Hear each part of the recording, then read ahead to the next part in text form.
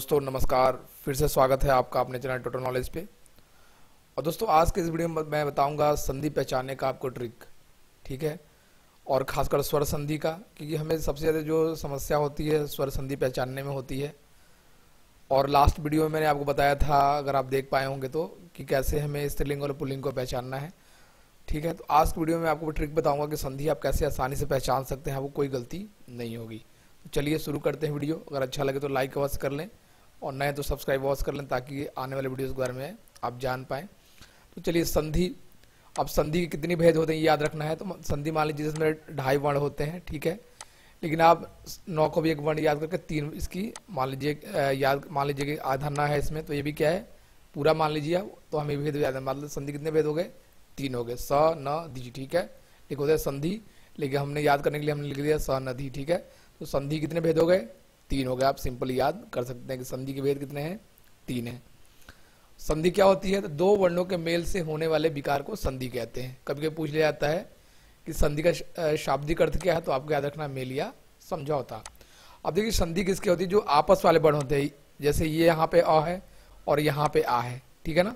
म में क्या है, अगर म में से अ निकाल सकते हैं, पता है आपको कि कोई भी व्यंजन बिना स्वर के नहीं बोला जा सकता है। तो यहाँ पे भी अ और यहाँ पे, यानी दोनों में विकार उत्पन्न हो गया, क्या बन गया यहाँ पे, माँ बन गया, ठीक है।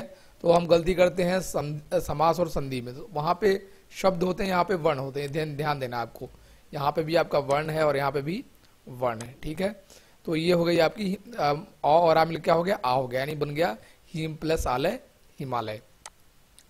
अब स्वर संधि में क्या होता है, जब स्वरों में किसमें विकार उत्पन्न हो, स्वरों में, 2 स्वरों में उत्पन्न विकार हो या उसमें परिवर्तन हो, तो क्या होगा, वो स्वर संधि हो गया। ध्यान देना आपको, स्वर संधि के बारे में जब पूछा जाए तो 2 स्वरों में, यानी जैसे आपने देखा यहाँ भी म में भी एक स्वर है अ, और यहाँ पे भी आ है। तो जब 2 स्वरों में परिवर्तन हो, 2 स्वर मिलकर आपस में परिवर्तित हो जाते हैं, तो होती है आपकी स्वर संधि, ठीक है।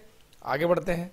अब है आपकी स्वर संधि। स्वर संधि के भेद कितने होते हैं, तो देख रहे हैं, वैसे ट्रिक याद कर लिए आप। आधा अक्षर है, इसको पूरा मान लीजिए 1 2 3 4 5, कितने वर्ण है, 5। तो हमको याद रखनी है कि संधि, स्वर संधि के भेद कितने हैं, 5 हैं, ठीक है। फिर से बताता हूँ, जैसे आप इसको भी पूरा मान लीजिए है वैसे आधा ये प्रैक्टिकली, लेकिन हमें क्या करना है याद करने के लिए 1 2 3 4 5 वर्ण मान लिए। स्वर संधि कितने भेद हो गए, 5 भेद हो गए, याद कर लिया हमने, ठीक है। दीर्घ, गुण, वृद्धि, यण और अयादि, ठीक है। अब हम देखते हैं क्या करके। अब दीर्घ का मतलब क्या होता है, बड़ा, ठीक है। दीर्घ का मतलब क्या है, बड़ा।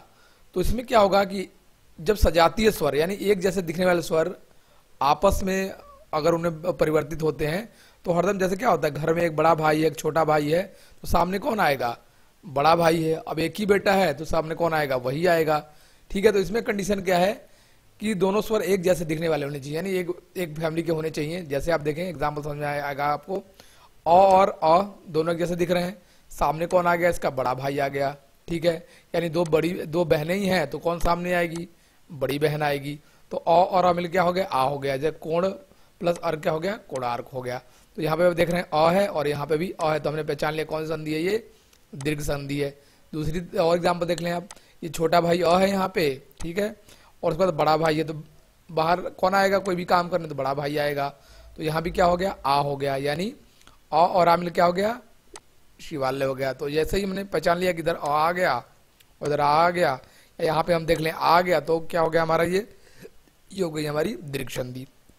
और एग्जाम्पल देख लें, थोड़ा ये नीचे ऊपर हो गया है, माफी चाहता हूँ, ई और ई, ठीक है, दोनों एक जैसे हैं, लेकिन बड़ा बाहर कौन आएगा काम करने, बड़ा भाई आएगा भाई, तो बड़ा भाई है, आगे आगे आ गया ये, तो हमें मिल गया, ठीक है ना। ये गिरिंद्र हो गया, यहाँ पे ई और ई मिलके छोटा ई भी यहाँ पे, यहाँ बड़ा ई, और यहाँ पे बाहर कौन आया काम करने, तो बड़ा भाई है, तब आएगा। तो जब भी बड़ा भाई काम करना है तो कौन सी संधि हो जाएगी, वो दीर्घ संधि हो जाएगी। सिंपल याद रखना है आपको, ठीक है। अब आ जाते हैं हम गुण संधि पे। इसके लिए हमने एक बनाया हुआ ट्रिक, मैथ के तरीके से पढ़ेंगे हम। हमने स्वरों को ए बी और सी 3 कैटेगरी में बांट दिया है।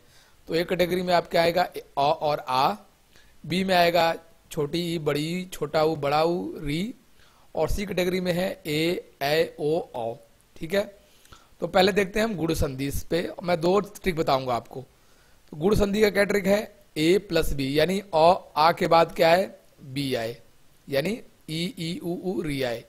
और सबसे बड़ी चीज क्या है कि जब संधि होगी तो वहां ए या ओ लगे रहेगा, यानी इनके माथे पे आपको सिंगल चोटी दिखेगी। देख रहे हैं आप, यहाँ पे क्या है, सिंगल चोटी है, यहाँ पे भी क्या है, सिंगल चोटी है। जब माथे पे सिंगल चोटी दिखेगी तो आपको क्या होगा, वो गुण संधि होगी। एक तो समझ लेना, सिंपली समझ लेना है, जैसे ही माथे पे सिंगल चोटी देखिए वो गुण संधि हो जाएगी। ठीक है, यहाँ भी देख रहे हैं आप सिंगल चोटी, यहाँ भी सिंगल चोटी, ठीक है, चोटी, तो ये क्या हो गया आपकी, ये हो गया आपकी गुण संधि। अब इस पे आ जाते हैं ए और बी। ए क्या है, यहाँ पे देख रहे हैं अ है, बी में क्या है, यहाँ पे ई है, देख रहे हैं आप, बी में यहाँ पे ई है, तो अ और ई जैसे मिल गया हमारा क्या हो गया, ये गुण संधि हो गई। तो 2 चीज याद रखनी है आपको कि ए प्लस बी जब आए तो क्या होगा, वो आपके होगी गुण संधि, और इसके माथे पे अगर सिंगल चोटी दिखे, सिंगल मात्रा दिखे तो क्या होगी आपको, वो होगा आपका गुण संधि। ठीक है, समझ गए होंगे आप। आगे बढ़ते हैं, बहुत ही आसान है ये।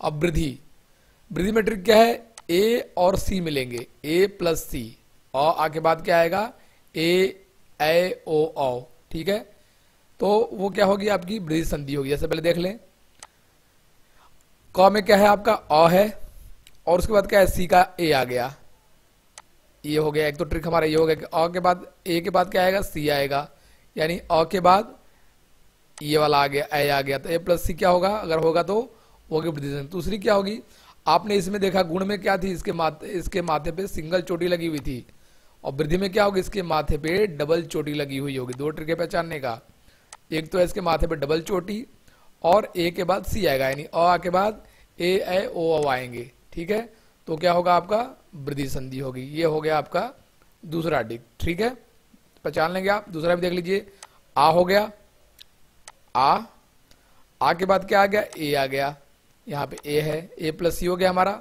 ये पहचान लिया। एक दो ट्रिक ऐसे पहचान लिया। अगर ऐसे संधि दी विग्रह ना किया गया हो तो क्या है, इसके माथे पे डबल चोटी लगी, जैसे डबल चोटी लग गई क्या हो गया, वो आपका हो गया वो वृद्धि संधि। ठीक है, अब आगे बढ़ते हैं।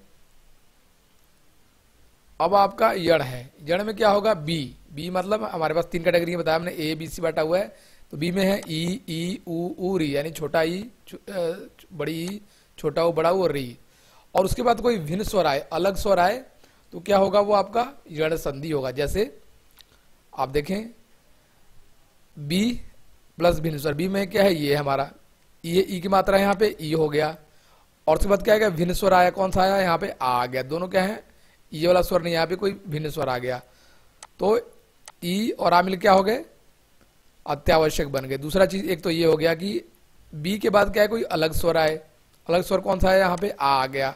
तीसरी चीज, दूसरा फॉर्मूला क्या पहचानने का, कि यदि य र व के पहले कोई आधा वर्ण आ जाए, देख रहे हैं यहाँ पे य है, य के पहले क्या है, एक आधा वर्ण आया हुआ है, यहाँ पे त यह है यहाँ पे, और य के पहले क्या है, एक आधा वर्ण आया हुआ है, तो हम आसानी से पहचान लेंगे कौन सा है, ये यण है। एक और एग्जाम्पल देख लेते हैं, अनु, अनु में कौन सी मात्रा है, ऊ की मात्रा है, छोटा ऊ की मात्रा है। ठीक है, यही हो गया बी।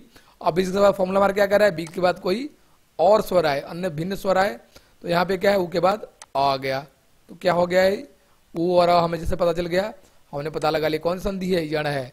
दूसरा फॉर्मूला में क्या कह रहा है, य और व के पहले एक आधा वर्ण आए, तो व के पहले क्या है, यहाँ पे आधा वर्ण है जो कि न है। ठीक है, तो इससे हम सिंपली हमने पहचान लिया कौन सा है, ये हमारा यण संधि है। ठीक है, आगे बढ़ते हैं। अगला अयादि संधि। ठीक है, अयादि में क्या है कि सी के बाद कोई अन्य स्वर आए, सी है, सी में मतलब ए ओ हो, और उसके बाद कोई और स्वर आएगा, भिन्न स्वर आएगा, कुछ इससे अलग आएगा, मतलब ए ओ के अलावा कोई और स्वर आएगा, तो क्या होगा, वो होगी हमारी अयादि संधि। अब देखते हैं एग्जाम्पल।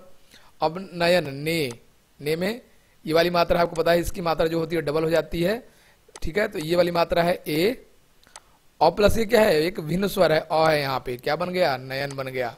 ठीक है, दूसरा एग्जाम्पल देख लेते हैं, पौ, औ की मात्रा है ये वाली, उसके बाद क्या गया, भिन्न स्वर आ गया, अ, क्या बन गया, ये पावन। तो पहला तो हमने ये वाला देख लिया अपना फॉर्मूला। अब दूसरा देख लेते हैं। अब ये कह रहा है कि अय आय औ आव आय, तो वो क्या होगा, अब इस याद कैसे करेंगे, अय देख रहे हैं, अय इसी में छिपा है, अयादि मतलब अय छिपा है, अय और आय आपको दोनों याद रखना है। य के बाद क्या आता है, औ आता है, तो और आव भी आपको इसी से याद रखना, अय आव औ आव, तो क्या होगा वहां पे अयादि संधि होगी। अब देखते हैं कैसे। अब देखिए यहाँ पे नयन, नयन में अ है और य में य हो गया, अ और य मिल गया हमें अय। ठीक है, तो हमने पकड़ लिया, अ और यह मिल गया, क्या है ये वाला अ और ये क्या हो गया हमारा नयन, यानी ये कौन सी संधि है, तुरंत पहचान लेंगे हम, आदि संधि है। अगला है प प्लस अन, क्या हो गया पावन। दूसरा वाला फॉर्मूला भी अब हमें क्या है आव मिल गया, प में क्या है आ की मात्रा लगी हुई है और इसमें क्या है वह है, तो क्या हो गया ये पावन। ठीक है, तो इस तरीके से हम आसानी से पहचान सकते हैं। और अगले वीडियो में बात करूंगा आपसे व्यंजन और विसर्ग पहचानने की, और अच्छा लगे तो लाइक और सब्सक्राइब अवश्य कर लें। और मैं नेक्स्ट वीडियो में आपसे बात करूंगा समास के, ऐसे ही समास के बारे में ऐसे 2 जबरदस्ती बताऊंगा आपको, तो हमारे साथ बने रहें। और अंत में देखने का बहुत बहुत धन्यवाद।